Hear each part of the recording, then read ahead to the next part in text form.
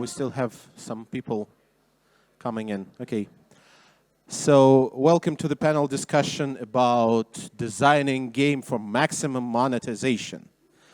We have plethora of big management guys, and let me welcome them on stage. So Ted Verani, right? Yes. Vice President of Business Development at Wappier. Welcome. I'm sorry if I'm going to misspell your last name. Roy Tzayag.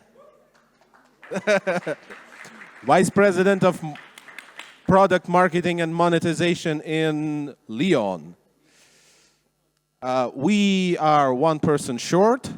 So, I mean, nah, they already removed one of the chairs, so we're not going to invite anymore. Next, my old friend, Boris, Burangulov, producer of Pixonic. And finally, again, I'm sorry if I misspell, Director of Monetization and CRM at Playtika, Nitsan Stolberg.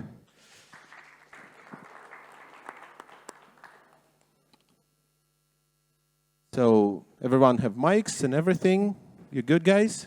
Need some water, maybe? Okay. We'll do this. Okay, so there you go. Do you have any topics to discuss? I was thinking, I'm just going to throw it out there, maybe we should talk about designing games for maximum monetization. Nice. I mean, yeah? Antonio, okay. is that Let's hear it for the guys one more time. Yeah, thank you. The stage is yours, gentlemen. And thank you guys all for showing up. It's a great turnout. There's a couple empty seats here, so unless you guys are planning to sneak out at some point, you feel more comfortable against the wall. Hi, my name is Ted Verani. I am head of business development for Wappier, as you just heard. Yeah, today, love to see you guys all here. It's an important topic, monetization. We're going to talk about designing games for maximum monetization. A little bit about who we are as a company. Wappier, fundamentally, we are an AI company. We collect insights, understand behavior patterns for players.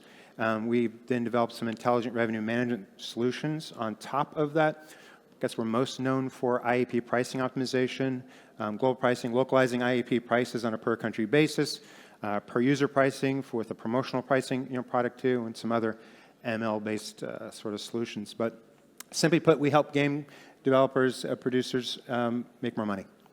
But enough about us. Really, we want to talk, because really before I can even help anyone with pricing, you need a game that works, right? And by works, we mean it's got to be fun.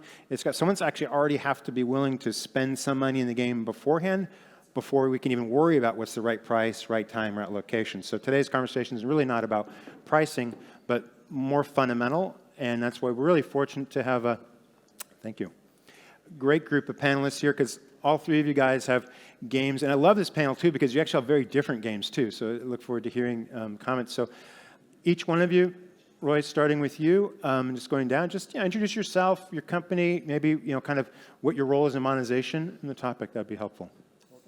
So hi, everyone. My name is Roy. I'm the VP Monetization and Product Marketing of Ilyon Games. We're a casual games publisher, been acquired by Miniclip, which is kind of, I would say, a famous company. We mainly make casual games. When I say casual, I think the way to phrase it is easy to play, hard to master. I think this is our concept in all of our games. You see the game, you know how to play, you don't think like a long walkthrough. And then if we're doing our job right, you also pay at the end. So I'm in charge of the monetization, but also of a little of the product marketing. So I have a studio that I manage, a lot of diverse work in the company, and that's all. Good. Happy to see you. Boris. All right, next to me, I'm Boris from Pixonic, and I'm here stands for mid-core games, because my project, War Robots, is a mid-core action. And that's all, actually. Let's go there. Hi, Nitsan from Playtika, and in Playtika, I'm working on a game called Best Fiends, Best Friends without the R. I'm doing monetization and also in charge of customer support, VIP, and social media. Part of monetization is definitely also product marketing. That's it. So sticking with you guys and your companies, just initially just sort of kind of set the stage of conversations. You guys, as mentioned earlier, all have games that monetize very well. Maybe just a couple comments on why your game monetizes well. Roy, we'll start with you first. Okay, so let's discuss one of our biggest titles, Bubble Shooter. It's very famous and very well known. I think this is one of the reasons it monetizes well. First, it's a brand. When you relate to a brand, when you like it, when you have experience, don't forget this game was invented, I think, in the late 90s, maybe the beginning of the 2000s. When the user is relating to the game and he knows it, it has, I would say, a more convenient way to pay. So it's a pre-existing brand before you? Yes. I did not know that. Okay. Yeah, it was a very big web game and then converted to mobile, then we bought it. So once you know the game, you feel convenient with it, you have, I would say, an easier way of spending your money. But you have to, as you said, mentioned in the beginning, the game must be fun. So when you take a look at the metrics, the retention is very high, the engagement is very high. Something is exploding. I hope not. So when you have good metrics, and we do have like retention and engagement, it says that the users are satisfied. And once they are satisfied and feel well with the game, and you give them real value, then you're allowed to monetize them. And this is how I see our games success. Boris, War Roberts, a hugely successful game. Totally different game, right? PvP shooter. Yes, exactly. And this is a tricky question because we don't know, actually. I thought it was starting with easy We questions. don't know why we are so successful. You can't say that. Yeah. No, I like the candidness. That's going great. Okay. The fun part, our game, War Robots, is a grown-up game, a very grown-up. We are 8 years on the market and still growing in revenue. So a lot of efforts was put in this game. A lot of features integrated. So it's really difficult to say what one thing makes our game so successful in monetization. It's a lot of work, most of all. But I try to say that in this way. I guess one of the part of our success is a lot of layers of content, different layers of content in our game, which is opens for player time to time. So our players always have something to get, to purchase, to learn, to master. So I guess this is at least one part. Nitsan, how about you? How about Best Fiends? Yeah, so I guess that Boris, I totally agree, and probably what makes Best Fiends also successful. I think that games that have many loops that have synergy with each other and feed each other, it creates excitement. I think this is like the best one-word answer to why people pay for Best Fiends or probably any other product or game is because it excites them. It makes them be intrigued or passionate about the game, and then purchasing in a game is just a way of a player, of a consumer, of a customer saying, "I love this game." Cool. All right. Thank you. And today we want to talk a little bit of things, kind of getting a game from concept to launch. Then we're going to talk about so I guess trends, if you will, and make some futuristic predictions. So Boris, maybe starting with you, let's talk about something foundational. Getting a game from concept to launch. I mean, War Roberts 8 games, so maybe talk about another game. Were you involved with War Roberts in the early days also, or? No, I started when it already a grown-up game. Okay, but just in general, then what's your development process from kind of beginning concept to launch? When do you think a game is ready to get out of soft launch? Any sort of KPIs, benchmarks that you look for that says that, yeah, we feel pretty good about this could be the next War Roberts for us, for robots, sorry. Yes, that's a great question. And it has a simple answer. But this is the case where simple doesn't mean easy at all. Because I think, personally, that only one metric is important to measure when you are going to go out from soft launch. It's return on investment. Easy part. All other metrics like pain share, revenue per user, cost per install, all that metrics, they not really make sense alone it is important to get it all together and understand, are you returning your money which you spent to acquire players or not? And all others, that doesn't make sense. But the tricky part, how to measure it? And this is the most difficult, because to measure this, the return on investment on the early stages of project, this is a very difficult task. And I guess we need another panel discussion just for this topic. All right. Roy, how about you? What KPIs are you guys looking at for a game for the next bubble shooter? Okay, so I totally agree. At the end of the road, the ROI is the only thing that matters. But for us in the casual games, there are several KPIs that we like to focus at the beginning, and they are the core metrics, retention and engagement. I think once you have the checkbox on those two, you've got the potential to make money. It doesn't guarantee anything. But once you have retention and engagement, then you can focus and start trying to, let's say, optimize toward your desired goal. It can be an ads game, it can be an in-app game, it can be a combo game, which is like a totally different story. So I would say start with the retention and engagement, because if you don't have these, you have nothing. Only then, once you have these ones, start optimizing, and then try to achieve, let's say, the holy grail of the CPI or ROI competition. Yeah. Trying to lower the CPI as much as possible and increasing the ROI. Any specific retention metric, target you're aiming for to say that, yeah, it's either going to go in the shit can or is it we're going to go launch? So I would like to say specific numbers, because it really changes between the different genres. But I think once you know your game and once you have a comparable thing inside your company, if you've done an ROI at that point, and this game has a higher retention, you might have a potential to even increase it. So it's really, I would say, you have to always compare it. Okay. Nitsan, anything you'd like to add to that? So while I'm not really part of doing new games, but definitely I agree.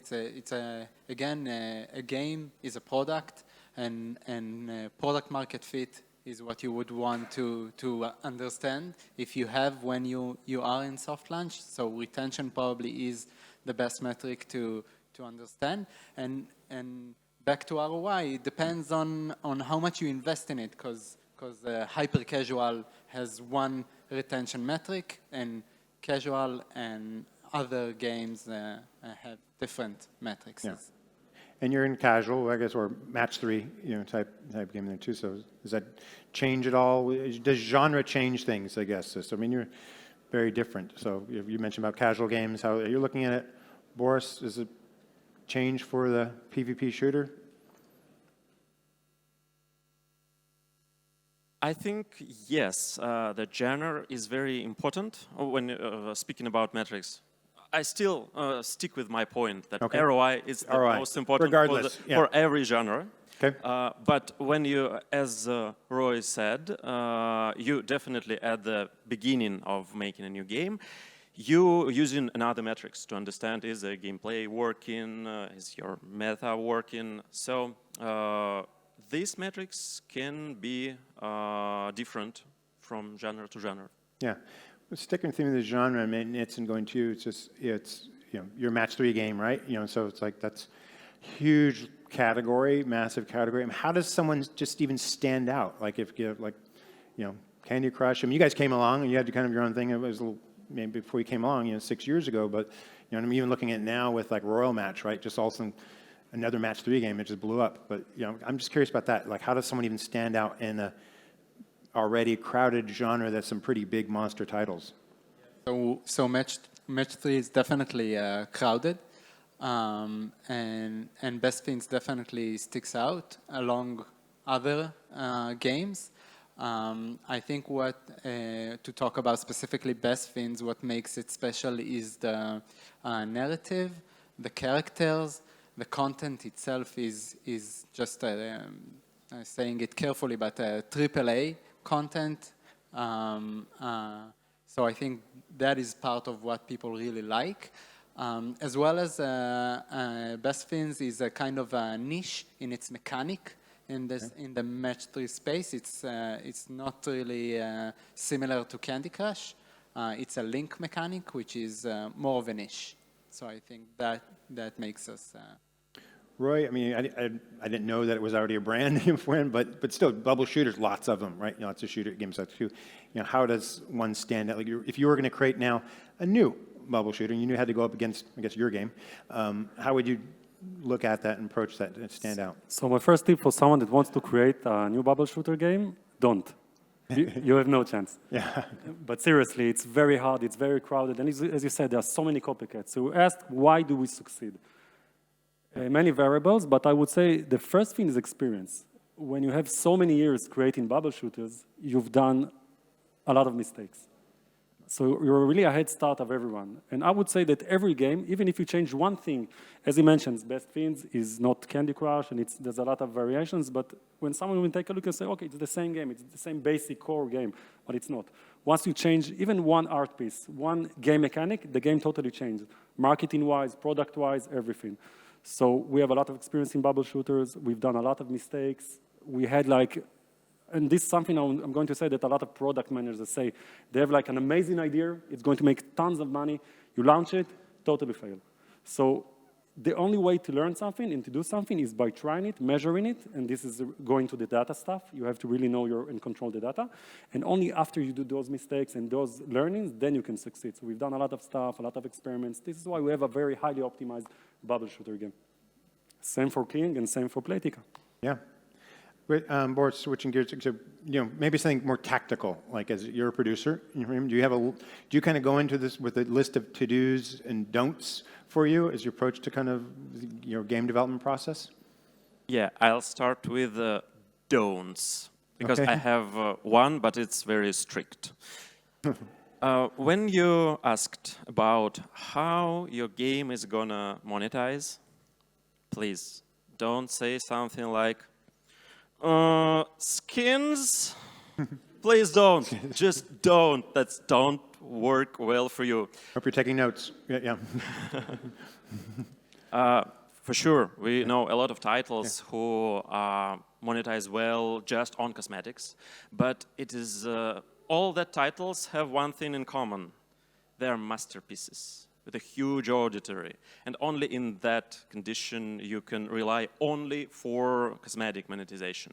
So if you are not so confident, and I am not so confident in making games, so please try to figure out what else except cosmetics you will sell in your game. Okay. Roy, anything to add or to what Boris said, or do you want to? Where would you go with cosmetics? Generally speaking, of course, I totally agree. But I think again, it changes between a game to a game. When you build a game, you have to at least have in the back of your brains how it's going to monetize. But you have to be flexible. So try thinking how the monetization is going to work, and then see according to the data and be flexible if there are any changes needed. Okay. But don't come fixed. Yeah. Right. So, Nitsan, so what are some fundamental reasons that players go from players into payers, right? We've got a business here. We're all all our games are free to play, kind of free to download. We're all trying to get people to kind of convert into a payer, and we're doing pretty good with 5% payer conversion. But how do we get people to go from player to payer? So I think I touched it a bit earlier, but it's I think that when a player, when a consumer really is engaged in the game, really loves the game and appreciates it, so he's probably also ready to pay. I think it's the same thing as asking why would someone pay for Netflix or pay for Spotify or Disney Plus or any other product. Because they appreciate it, because they like it, and they want more of it. With Best Fiends, usually purchasing will unlock for you additional content or additional excitement, so you can feel free to play as much as you want without paying. But if you really are engaged with it, you'll probably want to get that extra something. Now you're responsible for CRM for EM2. So how does CRM get fit into that process to help in the conversion? Because Netflix just subscription, right? Everyone's on or off, right? Step two. But for you guys free to play, you're trying to. How does CRM kind of fit into the mix? The CRM part, specifically about what I do, is more because of customer support and VIPs.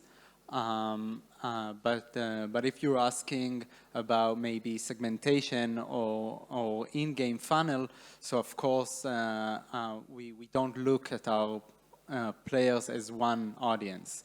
We definitely look at different kind of metrics inside the game and we react differently, and we offer different offers that are more relevant to specific players. If you're a new player, you'll get one thing, and if you're a very senior player that saw a lot of the game and unlocked many of the content, you'll get a different value proposition. How do you define a VIP? I'm always kind of curious that question too. Like, is a certain spend? Is it what's a VIP in Best Fiends? Of course, spend has always something to do with it, because when basically you have a player that you call a VIP, you invest in it. Yeah. You invest in the player, you give him more personal support. So spending, of course, has something to do with it, a lot of something to do with it, but also engagement.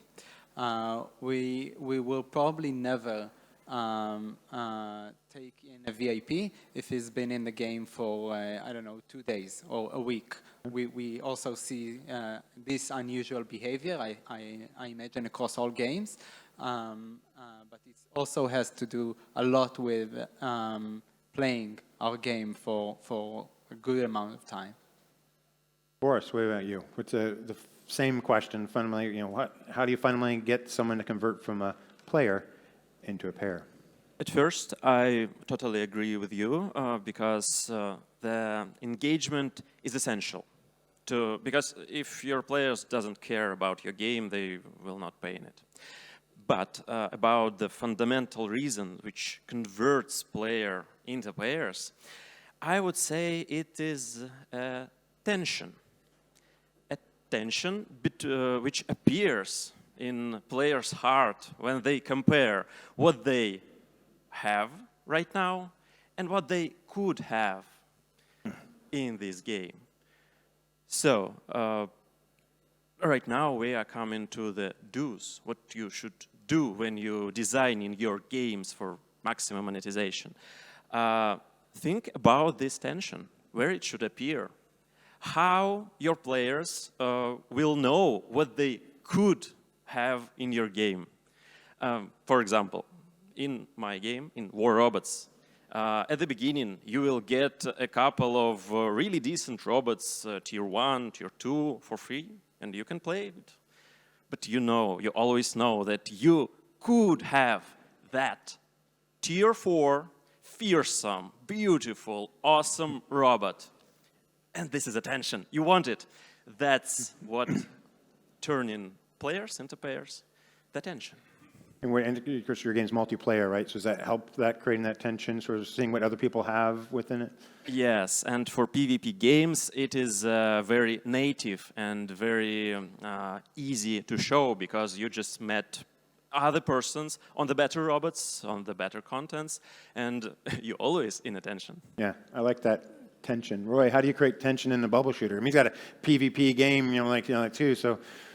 I mean, you got to get monetized very well, but yeah, how do we create that tension for converting someone to a pair? So firstly, I agree with both questions. You have to be engaged and you have to have some tense. Now, I wouldn't say there is like real tension, but I would say there is some tension. And I would call it that for us, I think the conversion comes when the user is firstly engaged, then he sees real value in the proposal. When I say real value, he says, okay, I'm going to play, but this will take too much time, too much grind. So when it equals less time, or let's say maybe even vanity, sometimes even vanity works. When the player sees like real value and is engaged, then he will pay. So, because, correct me if I'm wrong, Bubble Shooter, you got a mix of ads and IEPs in there too. So I'm curious about that. So we've all been talking about IEP monetization. I mean, you're probably just IEPs and stuff too, but with your game, how do you balance the ads versus IEPs in your monetization? Yeah, so I think Nitsan discussed it before. You have to do a lot of segmentation. You can't treat a user like he's the same. And as the game is a little more mid-core, I think it even strengthens. But for casual games, we do have segmentation. you have to take a look at the play style, you have to take a look at, let's say, preconditions, where he comes from, which could go into a lot of metrics and a lot of dimensions, and you have to map it. And then you're doing a lot of changes, a lot of tests, a lot of A, B, C, D tests on each users, and you give him the exact segmentation, which leads him to either, let's say, longer game and the conversion. Okay, good. Let's talk about some trends now here too. So unless there's anything else you want to add from what anyone said already, but maybe we're talking about some trends. So what what kind of new monetization trends? We'll start with you now, Boris. Are you seeing, it's like since the season pass or battle pass, right? This was everyone started copying, but what we've seen more recently that are just, you saw maybe that is really cool. That makes a lot of sense. May I change question a little bit? Because yes. I would like to talk about... Do you want the mic? No. I would like about the new trends. Okay. There is the thing which is anti-example. Sorry? It is anti-example. It's vice versa. It is a thing that fascinates me, but I definitely not recommend anybody to do so. Definitely. It's Marvel Snap. It's a game, it's just released. It is a card game from Ben Broad, former director of Hearthstone. And this is a card game which terrifies me. I definitely don't understand it, because what's the major thing in any card game? It is a native gacha mechanic. It's boosters.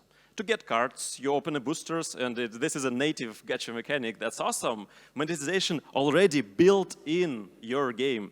And Marvel Snap, what they do, they just refuse to use this advantage. They made a card game without the boosters. How? I just don't understand. Yeah. So I definitely... You think they'll add it? Or maybe they just launched it, right? It's normal that people kind of introduce new. They already have some monetization. Okay. Already have, so it's not a soft launch. So definitely you should to play it yourself, look at it, and I'm really interested what will happen with this game in the future. But don't do that. Okay. Unless you have a solid plan what to do if it's not working. I guess we'll find out. Nitsan, what do you think? Any monetization trends you've seen that kind of impressed you that you thought was cool? Yeah, I think that what we see more and more, at least around casual games, is momentum features. I think it's really hot this last year. I think it also made Royal Match where it is today. So catching, and we talked about tension and about excitement, and I think that that type of feature just brings out the excitement and engagement in the best way.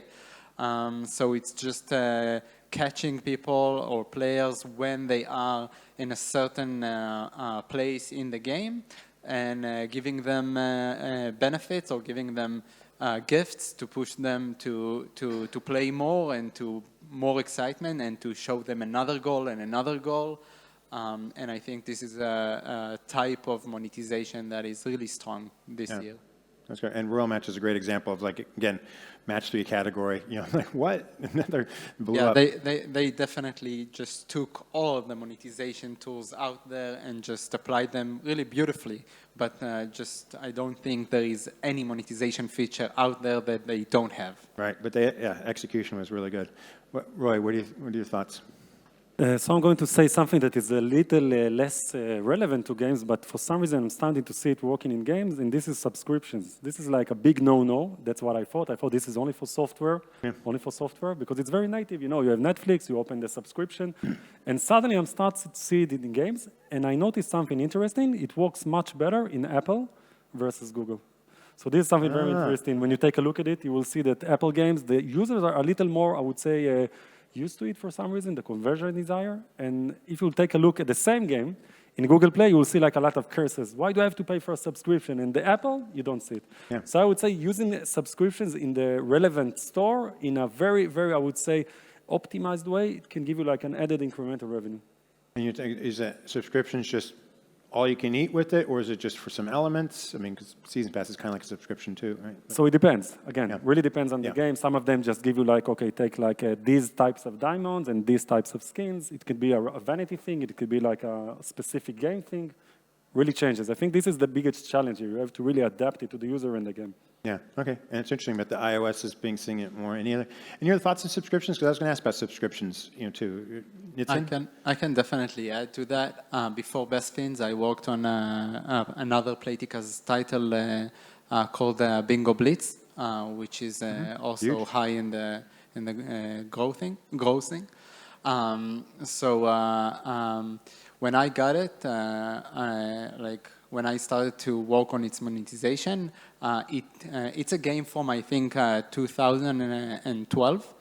So it's a long time, is there for a very long time. And it was actually mind-blowing for me when I got on board. I saw it has a subscription from 2012 something, which is, I guess there was some product manager who had a really good vision. 10 years later, subscriptions are blowing up in United States, and we just took advantage of this thing that was already in the game.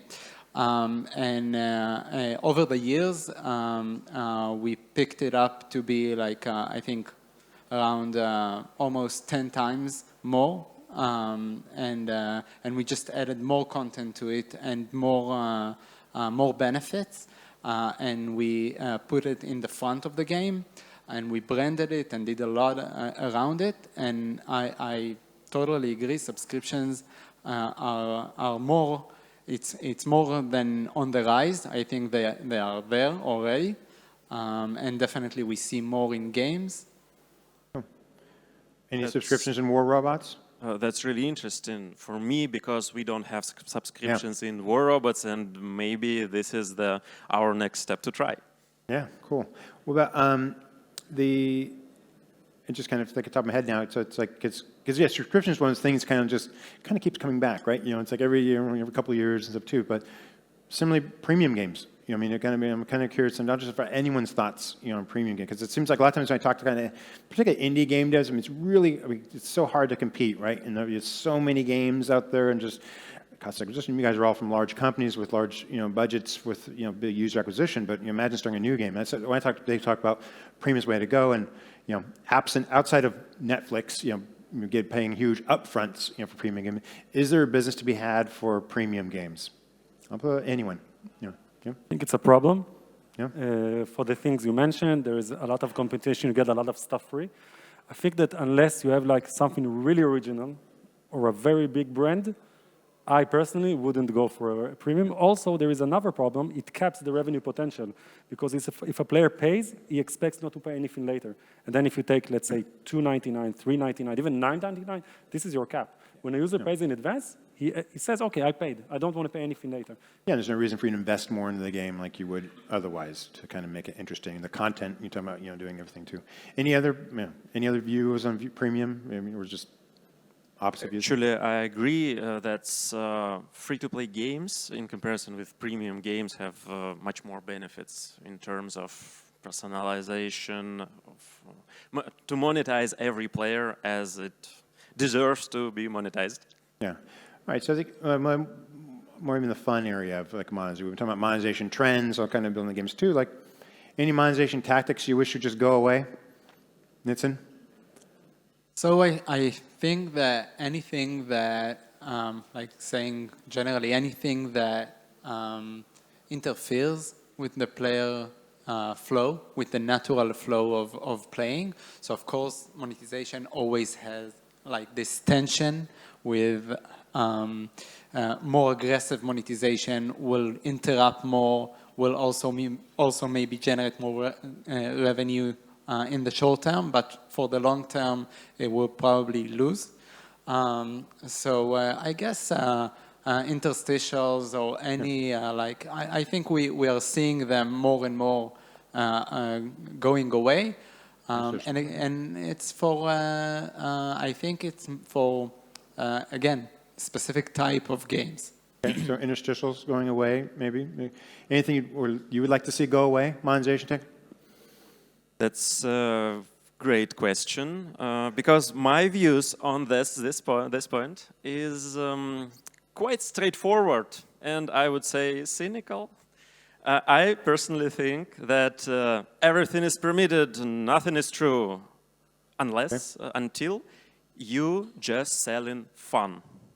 What I mean by selling fun? I mean selling in-game content, like characters, weapons, skins, in-game currencies, in-game time. Until you're doing just this, everything is fine. Every monetization tactics is okay. Even these gotcha? tactics, even these tactics, when the details of the deal are not very unclear, not very clear, like in loot boxes, for example. That's also fine. Mm-hmm. Because at this point, when you sell in fun, you are like a musician, like filmmaker, like street magician at least. You're just asking people to pay for their entertainment, and that's all. But when you're starting to promise something else, like getting rich in real life, in my point of view, this slope became a little bit slippery. Okay. Roy, anything to add? Any tactics to go away? Were you like slimy out there? Just one. Yeah, I would say that something that was a lot of games did it in the past was content blocking at the beginning of the monetization. Yeah. You want to play that, you have to pay that. So this is something I really don't like, and today I see it in a lot of kids' games, because I don't know if you have kids, but you have kids. Yeah. So when your kid is playing something and then, okay, it's blocked, you have to pay. So this is, for me, it's like a really shady thing. Yeah. And it's not natural, it's very intrusive, and I think it's very simplistic, and it's not fun. But sometimes it works, so I would say I would like it to go away, but not sure it can be. And I would go to interstitials now, because this is something that everybody say, I hate interstitials, this sucks, etc. But there's a lot of types of users, and don't forget there's a lot of tier 3 countries. And in these countries, the conversion is so low that you have to monetize them with the interstitials. And I think if you take a look at the total trend, you will see that a lot more companies and games are adding interstitials and rewarded than the opposite. So as I said, everything should be segmented and should change according to niche and trend and etc. That's how I see it. The question was what I wish. I apologize. Yeah. I like it. All right, let's just move gears. Just stick with you, Roy. Let's talk predictions, right? So what kind of, we're talking about monetization here too. Any predictions and how you monetize right now is the free-to-play business model. Do you have any predictions for free-to-play in terms of monetization? Yeah, so I think this is something not only regarding monetization, but also regarding product. I think that as things advance, they become a lot more complex. So I think that monetization and product will be a lot more adaptable, a lot more segmented, because each player has a totally different conversion point, totally different conversion needs, and you really have to plan it and optimize it according to the game's funnel and to the player's funnel. So the trend will be, I think, being more complex, being more adapted, using a lot more data. There's a lot of buzzwords like AI and machine learning. Okay, it's all going to the same direction. It will be a lot more optimized and a lot more hard to compete in this field, and you will see a lot of more innovations, I think, in this field. Yeah, I mean, you hope it doesn't take away the fun, though, because I agree with you with a lot of, we're an AI company, but still, as a player who likes games, you want that fun element. It's kind of hard to capture. Your predictions, or... I would agree, actually. The personalization, it's a trend right now, and free-to-play monetization, it is a type of the games which allows to go deeper in personalization, because only in free-to-play game, one player can spend $1 and another player can spend $1,000, and this is a huge field for experimenting, for segmenting, for personalization. Personalization, okay. Nitsan? Yes, so I'm adding to it and saying that if we're looking at the future of where everything goes, then I agree that personalization is where it's going, but also not just in personalizing the offers and just even personalizing the content, the colors, the design maybe. So I assume in the future we'll see more of that. And another thing on the advertising side, I assume we'll see more advertising fits into the games itself. I assume we'll see it across all entertainment genres, seeing brands fit themselves into games, into the product, and not just pausing players to watch an ad for 30 seconds or 1 minute. You want to add anything to that? No? So, okay, let me just, same topic, same, kind of thinking the business model. Because when I step away from this, like just you take a kind of a broad view of most industries and so we got like massive business. Pick your favorite analyst report, right? Mobile gaming, massive business, right? 50 billion. I don't know what it is here, but it's and you guys all have very successful games too. But it's a business that where like you're doing well, 5% is your conversion, right? So in other words, 95% are just playing for free. Only 5% of people. And they're spending a lot of money, right, too. And then within that 5%, but it's just a small percentage of those 5% are just paying a huge amount of money, probably particularly in your game, right? So how sustainable is that? Let's have anyone answer that question, just for the long term, right? How sustainable is a business to where at best 5% of people are spending money in your game, everyone else is just kind of playing along for free? Right? You can answer the question. Okay. You said it's a multi-billion dollar business, and it keeps growing each year. So I think this is the question. It becomes more hard. It becomes a lot more professional, and it's really a shark's world. I would say a shark tank, like they say. But it's working, and the adaptable companies, the companies that hire the best analysts and the best product managers, will continue to do these games and succeed. And you'll keep seeing this niche, and this business keeps growing and even becoming a $500 billion and even $1 trillion. Okay. One day. Okay. Continues. Okay, Boris, 5 to 10 years from now, we're going to still see the free-to-play business model the way it is today. I would say that 5-10 years. Why not? We're trading future, right? That's the best thing about future predictions, right? We won't know until we get there. It's only hindsight with we'll know, but still. No, is this being recorded? No, it's not. I think I need a little bit more time to think. Okay, Nitsan, 5 to 10 years. What's your? We're just making guesses here, right? Yeah, I would definitely bet on free games continuing. I just think that again with the same direction, that it becomes more free, more people to be able to access it. I think we'll just see maybe different platforms, different kind of what attracts people will probably change over time, but I don't think that we'll go back to seeing more premium content. I don't imagine.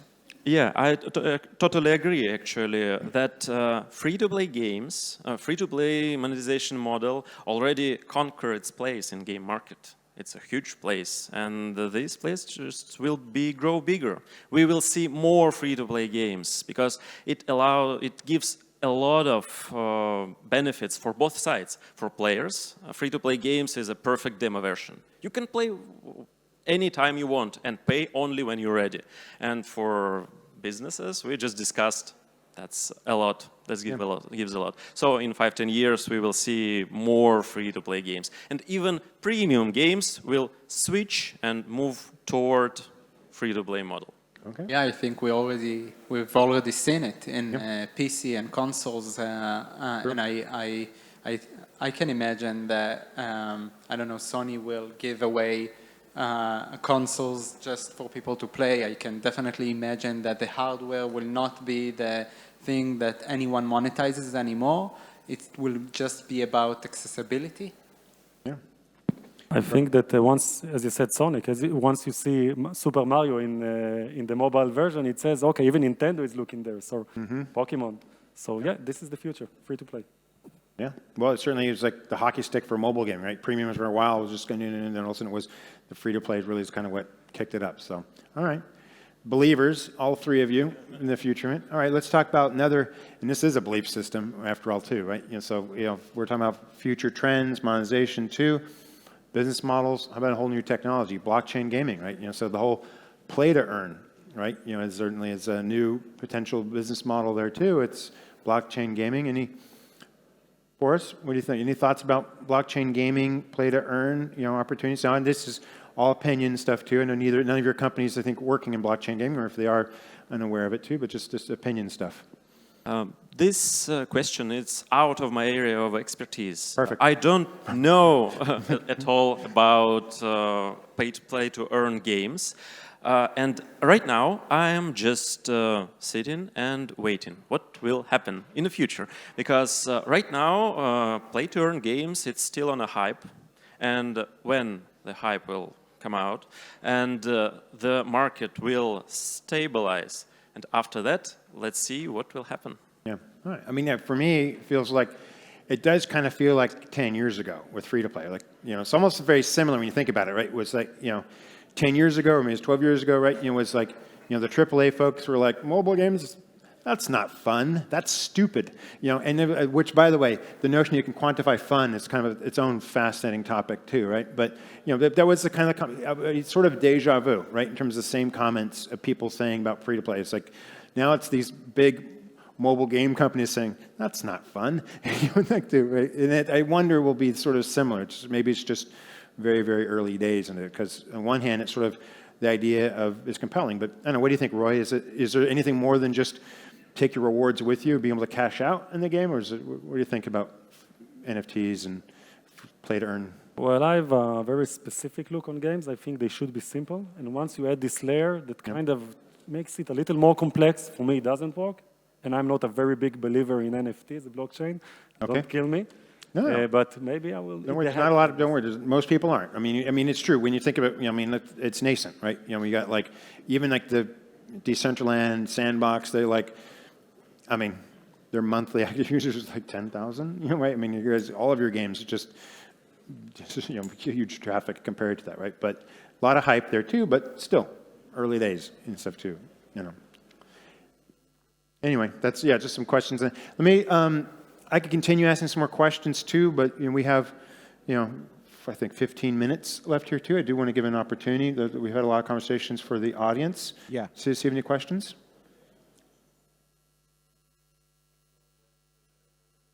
But I think. How are you going to circle around the mic? Is that how we're going to do it? Gentleman up here, I think had a question, and if we could maybe do hands, so we can go orderly about it. So, what is your best monetization features, like that you can think for every game that you have that you can offer? Is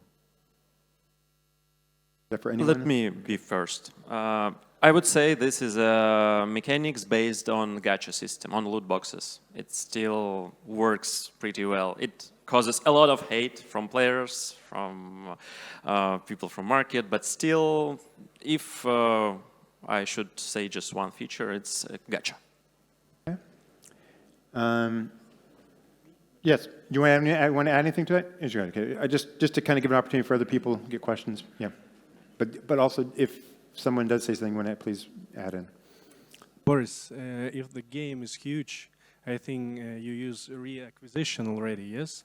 A lot of traffic already come in. And what are you doing with growing curve of cost per install, I mean, according to the age of the game. CPI always grow, increase, and LTV goes down, maybe, I guess. LTV goes up. that's why we still are growing in revenue. But about cost per installs, yes, the more your game stays on the market, the expensive traffic will be. But you deal with it.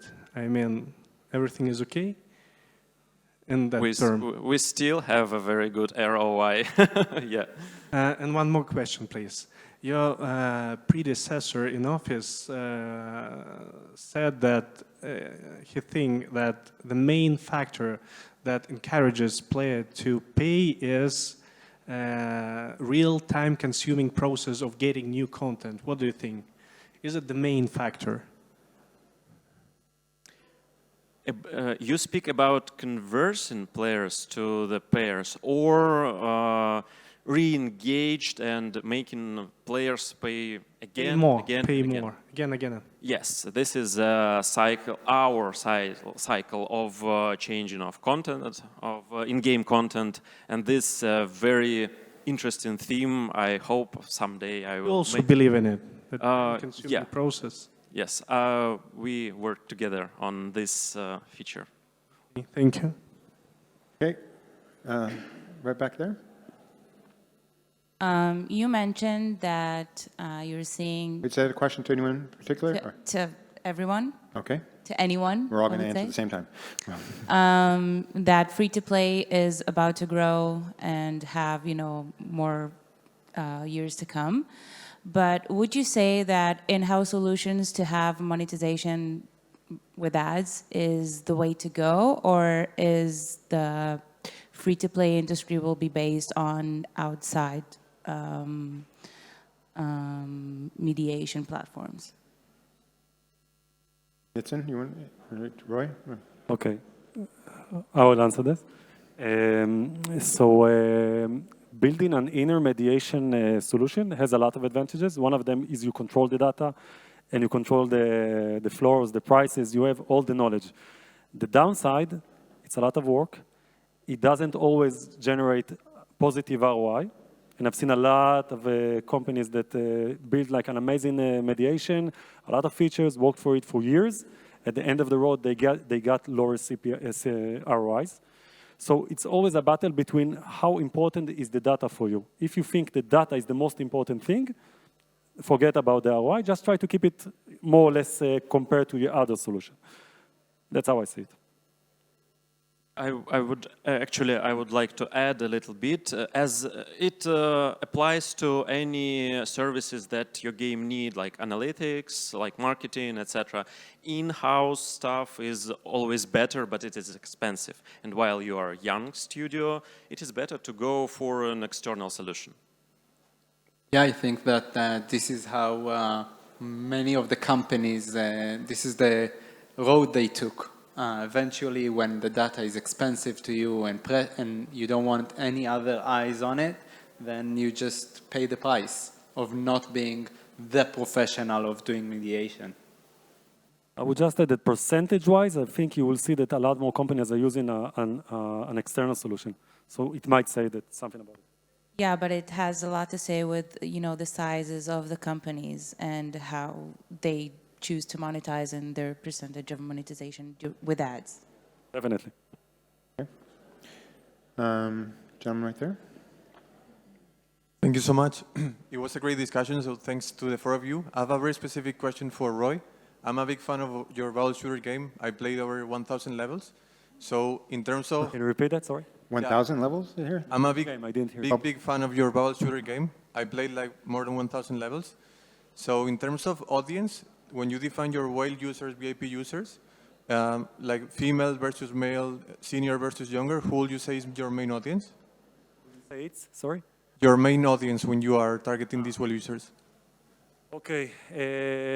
I would say that Bubble Shooter has a strong, I wouldn't say specifically regarding the percentages, I would say there is a strong presence of female. And also, age-wise, you will see older users, and you are the example. Not saying that you're old, but older than... So we do see it. And I think this is something also that describes most casual games. Thank you. And thanks for playing and loving our game. Yeah, not old but wise. Hi, I have two questions for everybody. The first question is, how can you design a game for maximum monetization while actually giving the person the pleasure of beating the game? That's the first question. What dynamic, what mechanism? Well, they feel like, I won the game. Okay. Instead of letting it run on forever. Is there anything to do? And do your games end? Yeah, I think that this is a good question for the game design itself. We always talk about it in the studio that don't forget, it's a game. People, part of being excited about something is being also frustrated with it. It's part of the fun. If you always win, it's boring, it's cheats, and you probably leave the game day after. but you always need to make sure that when the player is losing, he's also having fun. You don't step on his toe when he loses. You bring him back up. What mechanism could somebody like me who's building a game integrate so they do feel that pleasure of, hey, I won, without losing money because it closes off the pipeline? So again, I think that players are ready for lose, for sure in casual. You know that you'll try many times you'll win, and sometimes you'll lose. And it's about the positive experience that you give a player when he is losing. So from one aspect, it's UX. It's how you tell a player he just lost. You don't do, oh no, it's horrible. You don't shut the game. You don't say, you're saying, no worries, try again, and here it is. And you put him in a smooth flow to try again. And also you can take into account in your economy that when people lose, they also get something. Yeah. Thanks. And the second question was, okay, I'm going to remember that. I have to write that in my head. The second question is, what is the most unobtrusive way to monetize without disrupting the game flow? Like the problem with play to earn is that you have people, made it into a job. So what techniques could you share with us that are cool that the gamer doesn't really feel like it's turning his game into a job? I would say that the most unintrusive is to do vanity stuff, sell vanity stuff. This is something that you don't have it for, you don't need to have it. You can keep playing the game. And for ads, rewarded video, which is you don't have to see it, but you can choose to see it, and then you get paid for it. You get in-game currency for it or anything else. So these are two things that are unintrusive monetization. But your question shouldn't be, should I look for an unintrusive monetization? Your question should be, how should I find the best monetization for my players? Thank you. Even if it is intrusive. Exactly. Any other questions? Hands?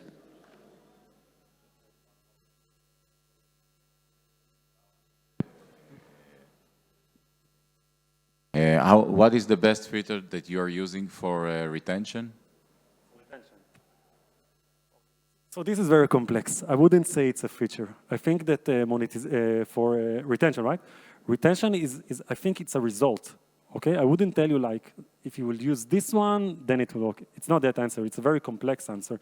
You have to create an experience that is built from a lot of features and a lot of, let's say, very polished gameplay, and then you will receive the retention. I think just play our games, and then you will see the answer even in a more accurate way. You'll say, okay, they are doing that, they are doing this. This could be interesting, but it's not a feature. And if someone will tell you this feature is the best retention thing, it's talking nonsense. Sorry. Things like daily bonus, like push notifications. So I wouldn't say a daily bonus makes the user come back. I think that if he enjoys your game and he gets a daily bonus, it's nice to have. But I wouldn't say, I would say that the gameplay is your biggest retention. So this is what I would say. The gameplay itself, the game core, this is your best retention feature. Okay, thank you. All the features, it's just 5 additional % of your retention. And that's all. All others, it is a gameplay. Until your game is fun, the players will return. And if not, no feature can help you with that. A question? I think we have a couple more minutes. And which, by the way, thank you all for really good questions, too. Stopped me from asking favorite colors and animals. So, Yeah, sorry, I'm going to hog this one for just 1 second, but I will get back to you guys. I saw you. I see you guys getting really comfortable there, so maybe I'm a little bit ruining it. The question to you all, regarding the topic of the discussion, from your personal working experience, what's the biggest mistake? What to avoid at all cost? I can answer. I think that it's a pro and a con. You have to love your game when you monetize and when you play it, but you cannot never ever fall in love in the game. You understand the difference here? If you love the game, you will invest in it, you will know how to play it, you will try to feel what the user is like. If you fall in love in the game, you will not look at the data, you will start making like 200 levels with a lot of features and a lot of engagement. I've got this amazing idea, blah, blah, blah, blah, instead of investing in the most important thing, which is the FTUI. So this is my take on what not to do in the game.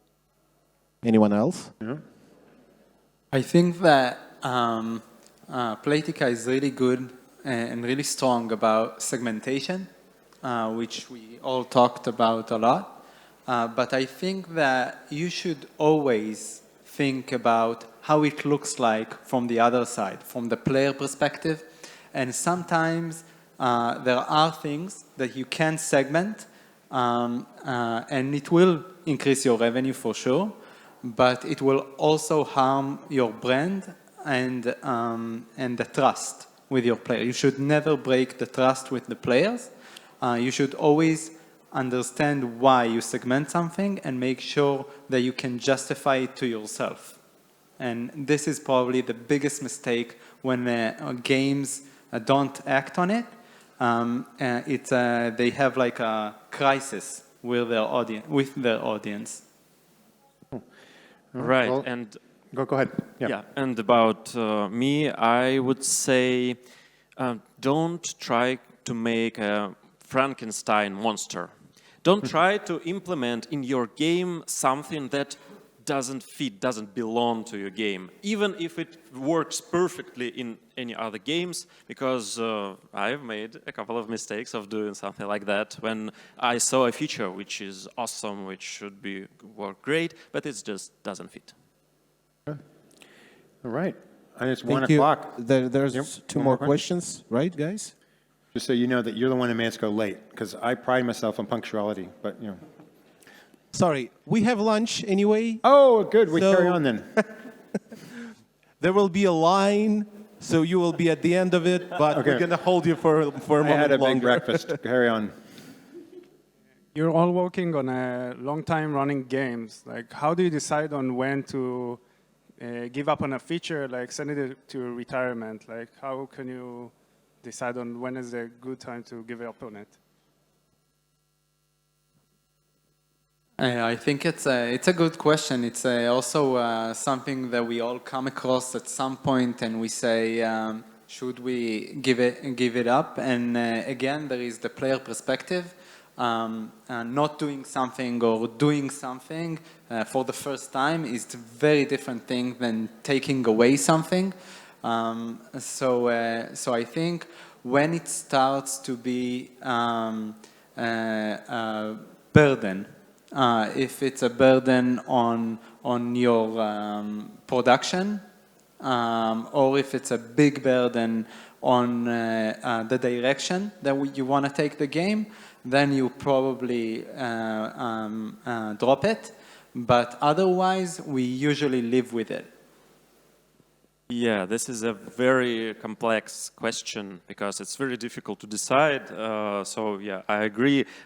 It is when it became a burden for your project, it's obvious that you should cut it off. But if it will not affect much, but just don't work, I would say 3 strikes.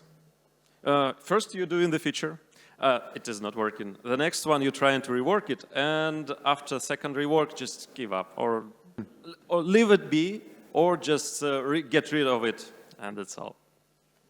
This is a general rule, but it is also depends on the feature and your project. Question here. Organizationally, how do you balance the pressures of driving revenue with the vision of games teams so it doesn't feel like they're sacrificing their firstborn? I think it's one of the most ancient battles in the world. You have the C-level that demands stuff. Then you have the monetization people that demands them even more aggressively. And then you have the product managers that are like holy people that only want to make games that everyone likes and loves. And then you tell them, listen, I want to put ads. And they, oh my God, don't you dare put in an ad in my game. So it's a very ancient battle. And also talking about in-app. Also, the same thing, I have a feature, but it will give a little block to the game. There's a lot of tension and there's a lot of discussions on this stuff, but at the end of the road, someone should take a decision. And at the end of the road, once the decision is taken, it's all about the data. And if it works, even the most holiest product managers, okay, 3,000-4,000 a day, sounds interesting, let's keep it.